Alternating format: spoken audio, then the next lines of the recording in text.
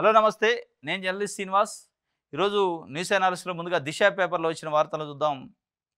కేసీఆర్ ఏం మాట్లాడబోతున్నారు? చాలా రోజుల తర్వాత ప్రజల్లో గులాబ్ బాసు. ఏ అంశాలను ప్రస్తావిస్తారనే ఆసక్తి. రేపు వరంగల్ జిల్లా ఎలకతుర్తిలో పార్టీ రజతోత్సవ సభ ఏర్పాట్లు పూర్తి. పార్కింగ్ కోసం 5 జోన్లట. కేసీఆర్ ఏం మాట్లాడబోతుండు? 25 వసంతాలు అయింది బీఆర్ఎస్ అంటే టీఆర్ఎస్ పార్టీ పెట్టి అది బీఆర్ఎస్ అయింది. మరి వాళ్ళు 25 వసంతాలు బీఆర్ఎస్‌కే, టీఆర్ఎస్‌కే అనేది చాలామంది అడుగుతున్నారు. వాళ్ళు చెప్పట్లేదు కానీ, సరే ఏ పార్టీ అయినప్పటికీ 25 వసంతాలైంది తెలంగాణ రాష్ట్ర సమితి ఏర్పాటై. దాని సందర్భంగా చలో వరంగల్ పేరుతో రేపు రజతోత్సవ కార్యక్రమం ఉంది. ఎలకతుర్తిలో వరంగల్ దగ్గర పెద్ద బహిరంగ సభ ఉంటుంది. కేసీఆర్ మొట్టమొదటిసారి ఈ మధ్యకాలంలో చాలా రోజులైంది బయటికి రాక. అక్కడ మాట్లాడతారు కేసీఆర్. కేసీఆర్ మాట్లాడే మాటల కోసం 2 తెలుగు రాష్ట్రాలు, ఒక తెలుగు రాష్ట్రం కాదు, తెలంగాణతో పాటు ఆంధ్రప్రదేశ్లో ఉన్న తెలుగు రాష్ట్రాల ప్రజలు కూడా అటెన్షన్‌తో చూస్తున్నారు. ఏం మాట్లాడతారు కేసీఆర్? 18 నెలలు అయింది కాంగ్రెస్ పార్టీ ప్రభుత్వం అధికారంలోకి వచ్చి బీఆర్ఎస్ పార్టీ దిగిపోయి. 10 సంవత్సరాలు పరిపాలించిన బీఆర్ఎస్ పార్టీ ప్లస్ ఆ ముఖ్యమంత్రిగా ఉన్న కేసీఆర్ ఇవాళ ప్రతిపక్ష నాయకుడిగా ఒక్కరోజు కూడా అసెంబ్లీలోకి రాలేదు. అంటే మాట్లాడటం కోసం ప్రభుత్వాన్ని నిలదీయలేదు. కానీ రజతోత్సవంలో కేసీఆర్ ఏం మాట్లాడతారు మీటింగ్లో అంటే, ప్రధానంగా మాట్లాడే అవకాశం ఉన్న అంశాలు రైతు బంధు అనేది ఒక ఫ్లాగ్షిప్ ప్రోగ్రాం కేసీఆర్దే. అది ఆ ప్రోగ్రాం రైతు బంధు అనే పదం వినగానే కేసీఆర్ గుర్తుకొస్తాడు రైతులకి ఈ రాష్ట్రంలో. దాని గురించి మాట్లాడతారు అనేది ఒక చర్చ. దాంతోపాటు రైతులకు సాగునీరు, తాగునీరు, కరెంటు ఈ అంశాలలో వరి పంటలు కొన్ని వేల ఎకరాలు ఎండిపోయినాయి. ప్రభుత్వం యొక్క అసమర్థత వల్లనే కొన్ని పేపర్లలో, టీవీలలో పెద్ద ఎత్తున వచ్చిన విమర్శలు. దానిపైన రైతుల గురించి రైతు సెంట్రిక్గా, ఫార్మర్ సెంట్రిక్గా స్పీచ్ ఉండే అవకాశం ఉంది. దాంతోపాటు గొల్ల కురుమలకు సంబంధించిన గొర్రెల పంపిణీ, దళిత బంధు, బీసీ బంధు, ఇట్లా ఒక్కొక్కటి కొన్ని అంశాలలో ఏ అంశాల్లో అయితే ఇవాళ రైతులు అసంతృప్తితో ఉన్నారో, ప్రజలు అసంతృప్తితో ఉన్నారో ఆ అంశాలను స్పృశించే అవకాశం ఉంది.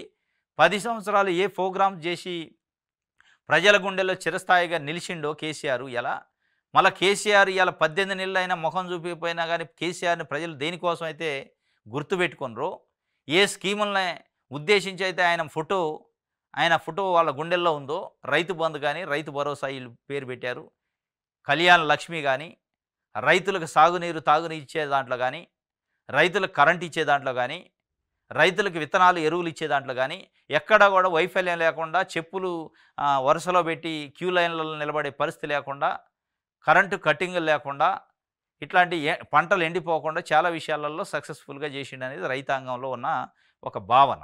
At the same time reverse అయింది. కాంగ్రెస్ పార్టీ వచ్చాక పంటలు ఎండిపోయినాయని, కరెంటు కట్టింగ్లు ఉన్నాయని, రైతు బంధు విషయంలో పంపిణీలో ఫెయిల్ అయ్యారని, రైతు రుణమాఫీ విషయంలో కూడా సగం చేశారు, సగం చేయలేదని వీటిపైన మాట్లాడే అవకాశం ఉంది. వీటితో పాటు గొర్రెల పంపిణీ, దళిత బంధు, ఇంధనం ఇళ్ళ, ఇప్పుడు వీళ్ళు ఇంధనం ఇళ్ళు అంటున్నారు, ఆయన డబుల్ బెడ్రూమ్ చెప్పిండు. వీటిపైన కూడా మాట్లాడే అవకాశం ఉంది. వీటన్నిటిపైన మేము ప్రభుత్వాన్ని చీల్చి చెండాడుతాం, 18 నెలలు టైం ఇచ్చినాం, సరిపోయింది, ఫుల్ ఫ్లెడ్జ్డ్ టైం ఇచ్చినాం, వాళ్ళు ఫెయిల్యూరు అని చెప్పి.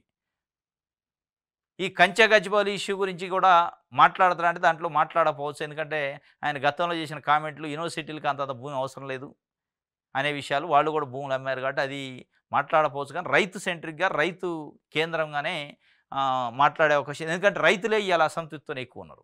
ఇవాళ రైతాంగమే కాంగ్రెస్ పార్టీ ప్రభుత్వం పైన ఎక్కువగా అసంతృప్తి. ఎంత స్థాయిలో అయితే వాళ్ళు కాంగ్రెస్ పార్టీని ఆదరించారో అదే స్థాయిలో అంత తొందరగా అసంతృప్తి స్టార్ట్ అయింది. వాళ్ళ గురించే మాట్లాడే అవకాశం ఉంది కాబట్టి అదే మాట్లాడతారు అనేది ఒక చర్చ. విమర్శలు, వార్నింగ్లు, చలోక్తులు కూడా ఉంటాయి అనేది. అంటే విమర్శలు అంటే ఈలాపోయారనే విమర్శలు. ఇంకోటి, మంత్రుల ఫోన్లు ట్యాపింగ్ అవుతున్నాయట. చేయిస్తున్న ముఖ్యమంత్రి. కాళేశ్వరంపై ఇచ్చింది ఎన్డీఎస్ఏ రిపోర్ట్ కాదు, అది NDA report. BRS working president KTR. మంత్రుల ఫోన్లు ట్యాపింగ్ అవుతుందని కేటీఆర్ చెప్తున్నారు. మంత్రులు చెప్పాలి, మీరు ఎక్కడ చెప్తారు? సరే, వాళ్ళ ఫోన్లు ట్యాప్ అయితేనే లేదు, మీరు చేసిన ట్యాపింగ్ కథ ఏంది? ప్రభాకర్ రావు, కిషన్ రావు, రాధాకిషన్ రావు వీళ్ళు చేసిన ట్యాపింగ్ ఏంది?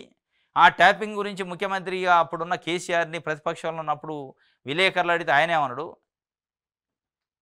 ఏదో చేస్తారా బా, ముఖ్యమంత్రి పోయి ఫోన్లు ట్యాప్ చేస్తారా అని. మరి ఇవాళ ముఖ్యమంత్రి ఎట్ట, రేవంత్ రెడ్డి ఎట్ట ట్యాప్ చేస్తాను, కేసీఆర్ అయాలు చేస్తే అని ఇవాళ చేస్తాడు. అయాలు ఆయన చేసింది నిజమైతే ఇవాళ ఏం చేసింది నిజమైంది. ముందు మీ పైన వచ్చిన ఆరోపణలు ఫోన్ ట్యాపింగ్లో ప్రత్యేకంగా ఒక వ్యవస్థను పెట్టి రాధాకిషన్ రావు, ప్రభాకర్ రావు ఇట్లాంటి చాలామందిని పెట్టుకొని మీరు చాలామంది ఫోన్లు విన్నారు, ప్రైవేటు ఫోన్లు కూడా విన్నారు, రియల్ ఎస్టేట్ వ్యాపారులు, బంగారపు షాపుల వ్యాపారులు, పెద్ద పెద్ద రాజకీయ నాయకులు, ఇని బెదిరించారు. ఈవెన్ మీ సొంత పార్టీలో ఉన్న నాయకులు కూడా ఇన్నారు అనేది ఒక ఆరోపణ. దానిపైన ఫస్ట్ మీరు సంజాయిషి ఇచ్చుకోండి. చేశారా లేదా? దానిపైన ముఖ్యమంత్రిగా అప్పుడు కేసీఆర్‌ని అడిగితే ఆయన ముఖ్యమంత్రి ఏడన్నా ఫోన్‌లు పోయి ట్యాప్ చేస్తారని నాకు ఇన్ఫర్మేషన్ కావాలి ఇంటెలిజెన్స్ రిపోర్టు. వాళ్ళు ఏం చేశారు? ఏం గడ్డి తిని తెచ్చారు? నాకేం సంబంధం? తెచ్చారు వాడుకున్నాం. వాళ్ళు ట్యాపులు చేశారా లేదా నేనెట చెప్తా అన్నాడాయన. మరి ఇయాల ముఖ్యమంత్రి రేవంత్ రెడ్డి కూడా అదే అంటాడు. ఆయన సొంత మంత్రులపైనే ట్యాపింగ్ చేస్తున్నాడని నేను చెప్తున్నా. పాక్ పౌరులను గుర్తించి ఇంటికి పంపండి. అన్ని రాష్ట్రాలకు అమిత్ షా ఆదేశం జారీ చేసిన తర్వాత సీఎంలతో ఫోన్లో మాట్లాడిన కేంద్ర హోంమంత్రి వివరాలు పంపిస్తే పాకిస్తానీల వీసాలను రద్దు చేస్తామని వెల్లడి. పహల్గాం దాడి హేయమైన చర్య. పీఓకేను భారత్లో కలపాలి. రాజకీయాలకు అతీతంగా కేంద్రానికి మద్దతు ఇస్తామని సీఎం చెప్పిండు. టూరిజం ప్లాజా నుంచి నెక్లెస్ రోడ్లోని ఇందిరాగాంధీ విగ్రహం వరకు కొవ్వొత్తులు ర్యాలీ చేశారు. పాల్గొన్న CM Revanth, deputy CM Bhatti, PC chief Mahesh Kumar Goud, MP Asaduddin Owaisi పీఓకేను భారత్లో కలపాలి అని చెప్తుండు. పాల్గాం దాడి హేయమైన చర్య అని చెప్పి కూడా చెప్తుండు. దాంతోపాటు నిన్న కేంద్ర హోంశాఖ మంత్రి అమిత్ షా అన్ని రాష్ట్రాల ముఖ్యమంత్రులకు ఫోన్ చేసిండట. ఎక్కడెక్కడ పాకిస్తాన్ పౌరులు ఉన్నారో వాళ్ళందరూ పంపించేసేయండి. వాళ్ళకి కొంత లిస్టు కూడా పంపిండట. దట్టు హైదరాబాద్లో పాత బస్తీలో కొంతమంది ఉండట. వాళ్ళ వివరాలు పంపిండు. అంటే హైదరాబాదు పాత బస్తీ ఏరియా అంటే కొంత సంశయాత్మకంగా ఉంటుంది కాబట్టి ఇమీడియట్గా పంపండి అని చెప్పిండట. అదే స్థాయిలో ముఖ్యమంత్రి రేవంత్ కూడా స్పందించినట్ట పంపిస్తామని. ఎస్సీ వర్గీకరణ చట్టం సుప్రీంకోర్టు గైడ్లైన్లో మాల మహానాడు పిటిషన్ వేసిందట. విచారణకు స్వీకరించిన డివిజన్ బెంచ్ కౌంటర్ దాఖలు చేయాలని ప్రభుత్వానికి ఆదేశాలు. ఎస్సీ వర్గీకరణ చట్టం తెలంగాణ అసెంబ్లీలో చట్టం చేశారు. చట్టం చేసి అట్లా అవుతుందో లేదో అమలు అవుతుందో లేదో ఇంకా అది అమల్లోకి రాలే. కొన్ని నోటిఫికేషన్లు వేశారంతే. ఏమంటే కోర్టుకు పోయారు. మాల మహానాడు కోర్టులో వేసింది. నేను హైకోర్టులో తెలంగాణ హైకోర్టులో మాల మహానాడు పిటిషన్ వేసింది. విచారణ స్వీకరించింది డివిజన్ బెంచ్. కౌంటర్ దాఖలు చేయాలని ప్రభుత్వానికి ఆదేశాలు. ఆఫ్టర్ వెకేషన్ అంటే మే తర్వాత జూన్లో వింటామని చెప్పిందట. తెలంగాణ షెడ్యూల్ కులాల రిజర్వేషన్ల సర్దుబాటు చట్టం 2025ను సవాల్ చేస్తూ మాల మహానాడు హైకోర్టులో పిటిషన్ దాఖలు చేసింది. చట్టంలో కులాల మధ్య రిజర్వేషన్ల వర్గీకరణకు ఏకసభ కమిషన్ ఇచ్చిన రిపోర్టుకు చట్టబద్ధత లేదని పేర్కొంది. ఈ కమిషన్ చట్టబద్ధమైన డేటా సేకరించలేదని తప్పుపట్టింది. 2011లో తీసుకున్న జనాభా లెక్కలను 12లోకి తీసుకోవడం చెల్లదని, ఉమ్మడి ఏపీ రాష్ట్రంలో జరిగిన జనాభా లెక్కలు తెలంగాణ రాష్ట్రంలో ప్రతిపాదికగా తీసుకోవడం వల్ల తీరని అన్యాయం జరుగుతుందని తెలిపింది. ఈ మేరకు మాల మహానాడు దాఖలు చేసిన పిటిషన్ హైకోర్టు తాత్కాలిక ప్రధాన న్యాయమూర్తి జస్టిస్ సుజయ్ పాలు, justice Renuka Yarala division bench శుక్రవారం విచారణ చేపట్టింది. కమిషన్ రిపోర్టు సుప్రీంకోర్టు ఇచ్చిన మార్గదర్శకాలకు విరుద్ధమనే పిటిషనర్ వాదనపై కౌంటర్ దాఖలు చేయాలని ప్రభుత్వానికి ఆదేశించింది. కమిషన్ సరైన డేటాను సేకరించలేదు. ఏకసభ్య కమిషన్ అని ఒకటి వేశారు జస్టిస్ షమీమ్ అఖ్తర్తోని. ఆ ఏకసభ్య కమిషన్గా చట్టబద్ధత లేదు. వాళ్ళు సేకరించిన డేటా తప్పు. వాళ్ళు సేకరించిన డేటా 2011 జనాభా లెక్కల్ని ఆధారంగా చేసుకొని సేకరించారు. ఇది ముమ్మాటికి సుప్రీంకోర్టు గైడ్లైన్స్కి విరుద్ధంగా ఉన్నాయి. కాబట్టి ఈ చట్టాన్ని రద్దు చేయండి వాళ్ళు అడిగింది. 2011లో ఉమ్మడి ఏపీలో ఉన్నాం మనం.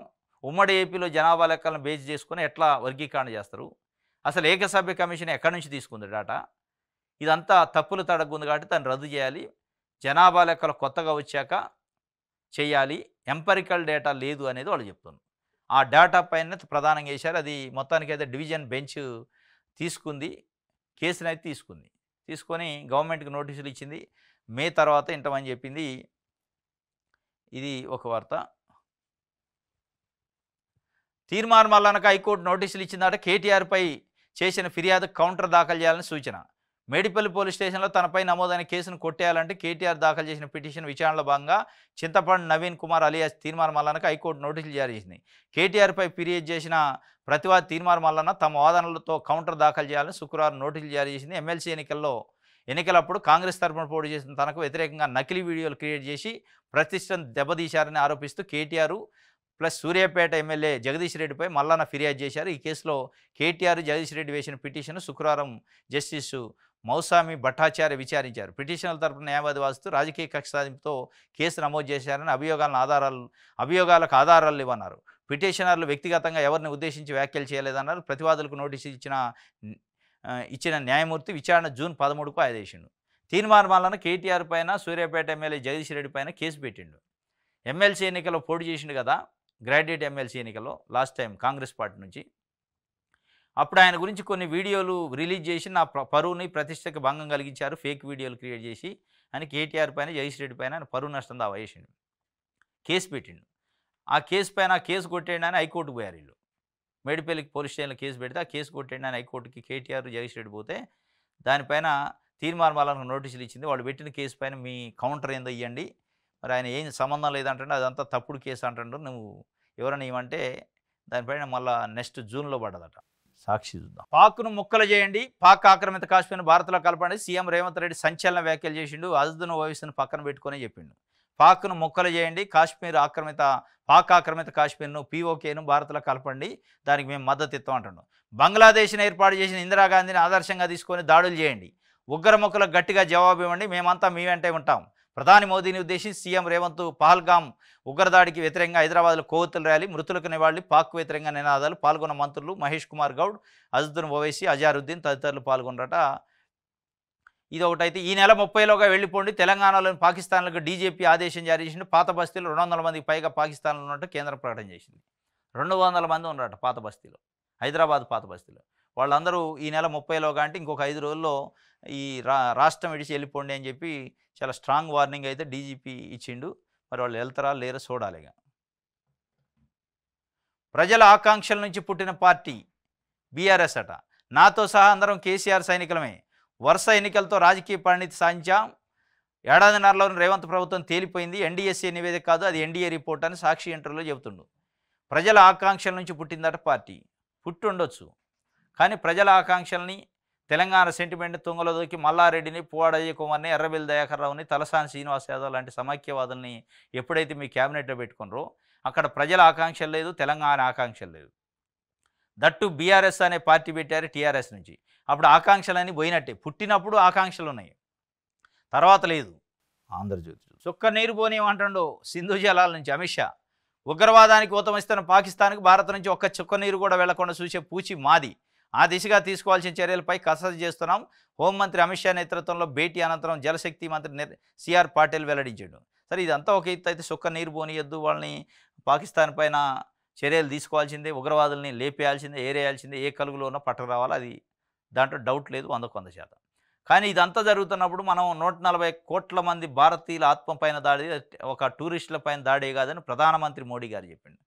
మరి భారతదేశ ఆత్మ పైన దాడి వచ్చి చేస్తుంటే ముష్కర్లు, మన నిఘా వ్యవస్థ ఏం చేసింది? మన ప్రభుత్వ వ్యవస్థలు ఫెయిల్ అయినట్ట, పాస్ అయినట్ట? ఫస్ట్ మనకు మనం ఆత్మవిమర్శ చేసుకోవాలిగా, సెల్ఫ్ ఎవాల్యుయేషన్ చేసుకోవాలిగా. మనమేంది, మన దేశం ఏంది, మనకున్న శక్తి ఏంది, మనకున్న వ్యవస్థలు ఏంది? ఒక 5-6 ముష్కర్లు ఎంటర్ అయ్యి మన భారతదేశానికి సంబంధించిన టూరిస్టులని కాల్చి చంపుతుంటే, మతం పేరు అడుక్కుంటూ ఒక ఉన్మాదంగా చేస్తుంటే మనం ఏం చేస్తున్నట్టు, మన వ్యవస్థ ఫెయిల్ అయినట్టు, పాస్ అయినట్టు. అది కూడా ఆత్మవిమర్శ చేసుకోవాలి.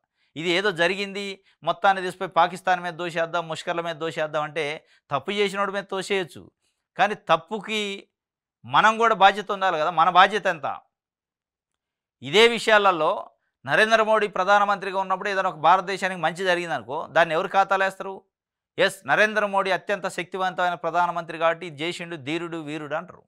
మరి ఇవాళ చెడు జరిగినప్పుడు కూడా ఆయన ఖాతాలు వేసుకోవాలి కదా, ఆయన చెప్పాలి కదా. ఎస్, దీంట్లో ప్రభుత్వం యొక్క అసమర్థత కూడా ఉంది, లోపం ఉంది అని కనీసం ఒక వివరణ ఇవ్వాలి కదా భారత జాతికి, ప్రజలకి. ఇచ్చుంటే గౌరవంగా ఉండేది. మీరు ఎవరైనా ఇచ్చినా ఇవ్వకపోయినా భారతదేశంలో 140 కోట్ల మంది ప్రజలు, అన్ని రాజకీయ పార్టీలు, అన్ని సంఘాలు, అన్ని వ్యవస్థలు మీకు మీ అడుగులు అడిగేస్తే దాంట్లో డౌట్ లేదు, ఎందుకంటే మద్దతు ఇస్తాయి. జరిగిన విషయం అది కాబట్టి. కానీ మీరు ఆత్మ పరిశీలన చేసుకోవాలి. నైతికంగా మీరు ఒక చిన్న వివరణ ఇవ్వాల్సి ఉండే. ప్రభుత్వం యొక్క వైఫల్యం కూడా దీంట్లో కనిపిస్తుంది, ఇది వాస్తవమే, దీన్ని మేము సరి చేసుకుంటామని ఒక మాట చెప్పాల్సింది. చెప్పుంటే బాగుండేది. ఇది మొత్తానికి చుక్క నీరు రానియము, లేకపోతే తుదముట్టిస్తాం, వేటాడతాం, వెంటాడతాం, దాడి చేస్తాం, చంపేస్తాం, ఇవన్నీ సెంటిమెంట్ కోసం మనకి వస్తాయి. వేటాడాలి, వెంటాడాలి, చంపేయాలి, లేపేయాలి, ఏ కలుగులో ఉన్నా తీసుకురావాలి, అది దాంట్లో డౌట్ లేదు. ఇది సెంటిమెంట్ తప్ప అసలు దీనికి ఈ పరిణామాలకు బాధ్యత ప్రభుత్వం కూడా వహించాలి కదా అనేది ఒక పాయింట్. కాళేశ్వరం బాధ్యతను ఉపేక్షించడం, ఎన్డీఎస్ఏ నివేదికతో ప్రజల ముందు బారాసా దోషిగా నిర్ధారణ, తెలంగాణ రైతాంగానికి ఆ పార్టీ క్షమాపణ చెప్పాలి, మంత్రి ఉత్తమ్ కుమార్ రెడ్డి డిమాండ్ చేస్తుండు. నాకు తెలిసి రేపు కేసీఆర్ మాట్లాడే దాంట్లో ఇది కూడా ఉంటుంది. కాళేశ్వరం కథ కూలింది అన్నారు, ఇది అన్నారు, ఏడ కూలింది, ఏం కథ, ఇదంతా కాళేశ్వరం బాధ్యతను ఉపేక్షించమంటాడు. ఎవరు ఉపేక్షించమన్నారు? ఎవరు ఉపేక్షించవాల? మీకు ఏం చేయాలో మీకు అర్థం కాక మీరు ఏం చేస్తారో మీకే అర్థం కావట్లేదు. మన తెలంగాణలో యుద్ధ మేఘాలట రణరంగం తప్పదా పహల్గామ్కు ప్రతీకారేచ్ఛతో భారత్ పాక్పై ముప్పెడి దాడికి సన్నాహకాలు ప్రధాని మోదీ హెచ్చరికల తర్వాత మారుతున్న పరిణామాలు ఆక్రమణ పేరిట భారీ విన్యాసాలు శ్రీనగర్కు ఆర్మీ చీఫ్ ఉపేందర్ ద్వివేది సైనికుల సెలవుల రద్దు శ్రీనగర్ విమానాశ్రయంలో భారీ ఎత్తున భద్రత జమ్మూ కాశ్మీర్లో కనివిని ఎరగని సెక్యూరిటీ ఉగ్రజాడుల కోసం అణుఅడుగు జల్లెడ యుద్ధ మేఘాలట రణరంగమే తప్పదా అని చెప్పి అనుకుంటున్నారు. ఇక రణరంగానికి ఇప్పుడు ఇదంతా సెంటిమెంట్ రాజేస్తారు. ఆ రణరంగం అయిద్దో లేదో వాడిని పట్టుకొత్తరో లేదో కానీ కాల్చిన వాడిని అసలు దొరికితే వాడిని పట్టుకొత్తరా ఇది చెప్పరు అసలు. అసలు ఎవరైతే విచక్షణారహితంగా 26 మంది పైన మతం అడుగుతూ కాల్చి చంపారో వాళ్ళని పట్టుకోవాలి ఫస్ట్. పాకిస్తాన్ ఇదంతా తర్వాత సెకండరీ. వాళ్ళని పట్టుకొచ్చి వాళ్ళు చెప్పే పేరుని బట్టి యాక్షన్ తీసుకోవాలి. వాళ్ళని పట్టరారు, వాళ్ళు దొరకరు. కానీ ఇదంతా ఇక తుదముట్టిస్తాం, ఇది చేస్తాం, చుక్క నీరు పోనీయం. ఆంధ్రప్రదేశ్ కాంగ్రెస్ బీజేపీలకు వణుకు పుట్టిస్తాం. కేసీఆర్ అసెంబ్లీకి వస్తే రేవంత్ పరుగే. కేసీఆర్ ముఖ్యమంత్రి అయితే తప్ప అసెంబ్లీకి రాడని ఒక ప్రకటన చేసిండు. ఎవరు? కేటీఆర్ నిన్న ఒక ఇంటర్వ్యూలో. కేసీఆర్ అసెంబ్లీకి వస్తే అసలు రేవంత్ రెడ్డి అసెంబ్లీలో కూర్చోలేడు, పరుగులు పెడతాడు, ఉరుకులు పెడతాడు, ఆయన మాటలకు తట్టుకోలేడని ఏం చెప్తున్నాడు. అది వచ్చి చూస్తే మరి ఆయన పరుగులు పెడితే పెట్టిండు. ఆయన పరుగులు పెడతాడు అని మీరు ఆగటం ఎందుకు? గులాబీ సంబరం కదులుతున్న పల్లె జనం. బీఆర్ఎస్ రజతోత్సవ సభ కోసం విస్తృత ఏర్పాట్లు. 1300 ఎకరాల బహిరంగ సభ, 200 ఎకరాల సభా ప్రాంగణం, 400 మంది కూర్చునేలా బాహుబలి వేదిక, 10 లక్షల మజ్జిగ ప్యాకెట్లు, 10 లక్షల నీటి ప్యాకెట్లు అట. మొత్తానికి రేపు ఉంది గులాబీ రజతోత్సవం. దానికి సంబంధించి ఏర్పాట్లు ముమ్మరంగా జరుగుతున్నాయట. దోషి బీఆర్ఎస్ఏ 1,00,000 కోట్ల ప్రాజెక్టు వృధా అయింది, 3 బ్యారేజీలు పనికిరావు. కేబినెట్లో చర్చించాక అక్రమార్కులపై చర్యలు. కాళేశ్వరం ప్రాజెక్టులో అక్రమాలు, ఎన్డీఎస్సీ నివేదికతో నిర్ధారణ. ఆ ప్రాజెక్టు బీఆర్ఎస్ జాగిరి కాదు, ఉత్తమ్ కుమార్ రెడ్డి చెప్తుండు. దోషి బీఆర్ఎస్ అని వీళ్ళు చెప్తున్నారు. మరి జ్యుడిషియల్ కమిషన్ వేశారుగా పీసీ ఘోష్, ఆయన ఏం చెప్పిండు? అలా ఒక సిస్టమ్ ఏమంటే జరుగుతుంది ఎంక్వైరీ. ఆయన ఒక కమిషన్ వేస్తే జ్యుడిషియల్ కమిషను, ఆయన ఇన్వెస్టిగేషన్ చేస్తాను. ఇంతవరకు కేసీఆర్ని వెళ్ళాలి, హరీష్ రావుని వెళ్ళాలి. దోషి బీఆర్ఎస్ ఏంటి? ఎన్డీఎస్ఏ రిపోర్ట్ ఇచ్చింది. ఇక ఆ రిపోర్ట్ పైన ఇన్వెస్టిగేషన్ లేదా? జ్యుడిషియల్ కమిషన్ విచారణ ఉండదా? వాళ్ళు ఏం చర్యలు చెప్పారు, ఏం తీసుకోను? మొత్తానికి దోషికి వాళ్ళే అట. క్యాబినెట్లో చర్చించాక అక్రమార్కులపైన చర్యలు తీసుకుంటారు. ఎప్పుడు చర్చిస్తారు? అది గూలేక. అక్రమార్కులపైన చర్యలు ఏం కానీ ముందు దాన్ని కూలకుండా చేయండి ఫస్ట్. కుంగిన మేడిగడ్డని, తమ్మిడేటిని, వీటిని కూలకుండా చేయండి. అన్నారం బ్యారేజీలని కూలకుండా. ఎందుకంటే 1,00,000 కోట్లు అంటున్నారు. 1,00,000 కోట్ల ప్రజల సొమ్ముని గంగపాలు కాకుండా చేయాల్సిన బాధ్యత ఇలా కాంగ్రెస్ పార్టీ పైన కూడా ఉంది. నిజంగానే కుంగితే కూలితే. అది చేయకుండా అక్రమార్కులపైన చర్యలు తీసుకుందరు. అది ఎట్లాగా అయింది? దానికి దీనికి సంబంధం లేదు. ముందు దాన్ని కాపాడే ప్రయత్నం చేయండి, ఈ పొలిటికల్ స్టేట్మెంట్లు కాకుండా. ఇది ఆంధ్రప్రభకు సంబంధించి. ఇది ఈరోజు న్యూస్ అనాలిసిస్. రేపు తాజా వార్తలతో తిరిగి కలుసుకుందాం. Thank you.